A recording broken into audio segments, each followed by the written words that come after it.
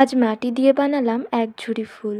ফুল হয়তো এমন একটা জিনিস যা প্রায় প্রত্যেকের খুব প্রিয়। তাই মাটি দিয়ে এক ঝুড়ি ফুল বানানোর চেষ্টা করলাম। তার জন্য প্রথমে ফুল রাখার ঝুড়িটি বানিয়ে নিয়ে একে একে মোট 4 রকমের ফুল বানিয়ে নেব।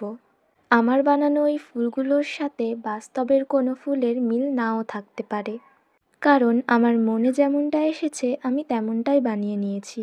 তো আমার সব ফুলগুলো বানানো হয়ে গেলে সব কিছু শুকিয়ে যাওয়ার পর সব কিছুতে ভালোভাবে প্রথমে প্রাইমারে কোট করে নিয়েছি। এরপর প্রথমে ঝুড়িটিকে রং করে ফুলগুলিতে একটাতে লাল, একটাতে কমলা আর একটা সাদা কালার করে সব ফুলগুলোর মাঝে একটু করে হলুদ কালার করে নিয়েছি। তো আমার বানানো এই ফুলের ঝুড়িটিকে দেখতে কেমন লাগছে? আর তোমাদের কার কোন ফুল পছন্দ অবশ্যই কমেন্টে জানিও। সকলে সুস্থ থেকো, ভালো থেকো, বাই।